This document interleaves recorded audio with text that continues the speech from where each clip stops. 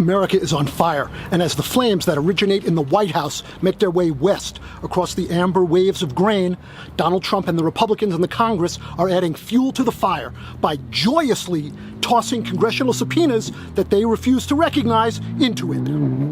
Meanwhile, as 2 centuries of political norms crumble and fat Orange Nixon becomes the new black, liberals are focused on cancel culture and banning people with ugly ideas from Twitter. Those so-called liberals who have forgotten that sunlight is the best disinfectant for ugly ideas are what I call the Mr. Miyagis of social justice. They are focused on rescuing one tiny bonsai instead of putting out the raging forest fire that surrounds them. Too many liberals think organizing bucket brigades to put out a fire is sufficient. It's not, especially when their buckets only have one 12-ounce bottle of conflict-free, gluten-free mountain spring water in them. It's barely enough to quench a thirst, let alone extinguish a raging inferno. We are in a fight for the heart and soul of the American experiment. Donald Trump is waging war with nuclear weapons, and Democrats are armed with avocado toast and paper straws and a couple of loose bunches of kale. Republicans in Congress have spent the better part of the last 20 years dunking on Democrats like LeBron James playing a half-court game against a team of babies in wheelchairs. Republicans have passed voter ID laws that disenfranchise minorities. Republicans have passed laws making it easier to gerrymander districts to favor Republican candidates. Republicans have blocked a path for citizenship for millions of undocumented immigrants. Republicans have blocked the Supreme Court nomination of liberal Merrick Garland. The Republicans have given tax breaks to the rich at the expense of America's poor. Republicans have rolled back regulations that protect the environment and endangered species. The Republicans have made lives more difficult for minorities and the members of the LGBTQ communities, and made it colossally more difficult for minority and poor women to get safe and legal abortions. Republicans do all of this cruelty. Why? Because we let them. Here's why. Because historically, Democrats have not held them accountable. Also, the parts of their heart that aren't already black grow stronger every time an asylum seeker is frog-marched back to Honduras. Strong rebukes from the well of Congress are not a deterrent or a punishment to a party with no moral compass. Embarrassing the GOP for their cruelty at a press conference has no effect on a party missing the gene for shame.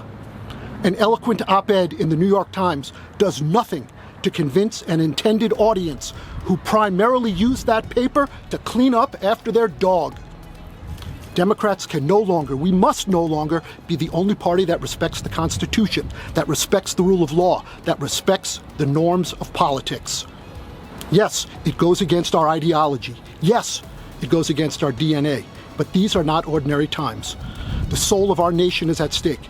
The freedoms of our non-heterosexual friends and family are at stake. The health of our wives and sisters and mothers is at stake. The rule of law is at stake.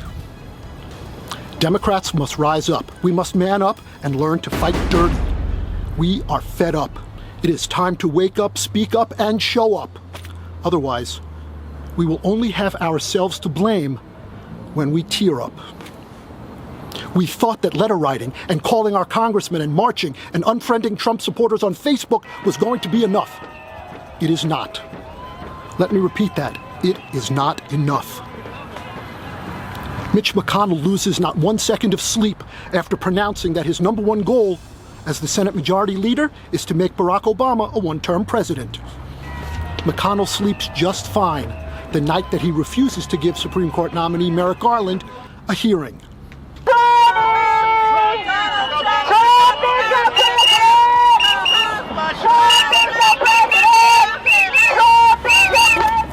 Every time that Lindsey Graham defends Donald Trump on Meet the Press, his shaved Filipino pool boy lets him eat a third helping of biscuit and gravy off his hairless, glistening chest. Every time a $1,000 donation arrives at the offices of the NRA, Wayne LaPierre gets an erection. And good luck getting that image out of your head. Every time a woman is denied an abortion, Mike Pence's wife lets him call her mother. Every time that liberals hold a rally, Donald Trump voters grow a third testicle. Even the women. Donald Trump's hotels rake in millions every time he dangles a pardon to those he encourages to commit crimes. Donald Trump dreams of fried chicken and taco bowls, and every time he hits for the cycle, that's when he lies 4 times at one of those helicopter press briefings. Added to his dreams that night are porn stars, alligator moats, and a chocolate fountain, like the kind at a wedding. Only instead of chocolate, it's filled with bronzing cream mixed with Chuck Schumer's tears. Donald Trump conspires with Russians, lies about Russians, is helped by Russians to win the presidency.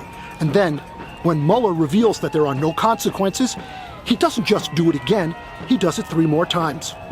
He asks Australia, the Ukraine, and China to smear his political opponent, Joe Biden. Because no one was looking, Rudy Giuliani was busy conducting his own top-secret foreign policy to rig the 2020 election. He's gone from America's mayor to America's traitor.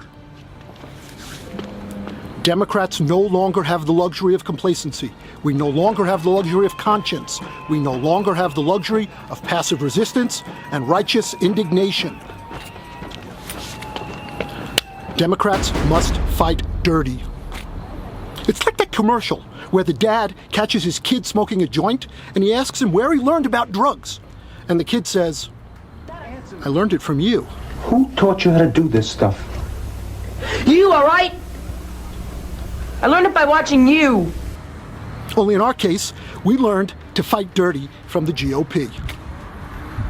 Trump now! Impeach Trump now! Impeach Trump now! Impeach Trump now! When Democrats take back the presidency in 2020, and we will, there is a laundry list of things that we must do, either by legislation, executive order, or by fiat. We will make Election Day an official paid holiday so that no one has an excuse not to vote. We will pack the Supreme Court. The Constitution says nothing about the number of justices. We will add 2 liberals to offset right-wing Neil Gorsuch. We will impeach Brett Kavanaugh. We will immediately make a path to citizenship for undocumented immigrants. We will make Puerto Rico and Washington, D.C. states. And as states, they will each get 2 senators. And when those communities pick Democrats, we will have tipped the balance in the Senate to our favor. We should also break up California into 5 or 6 states. That will mean as many as 12 new Democratic senators, and we will no longer tolerate Rhode Island or Wyoming with 80% fewer citizens who will be preventing us from impeaching a president who violates the Constitution. We will guarantee women the right to choose no matter which state they live in or how much money they make. We will restore faith in government. We will reestablish trust in the media.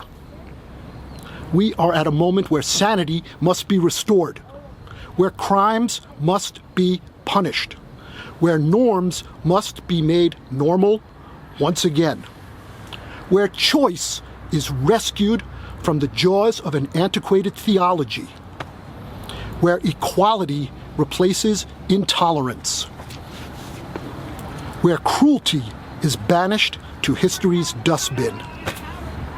Someday your children are going to ask what you did when the storm came. I hope that you will tell them you did everything that you could think of, and not that you put on your rain boots and slicker and just hoped that you didn't get wet.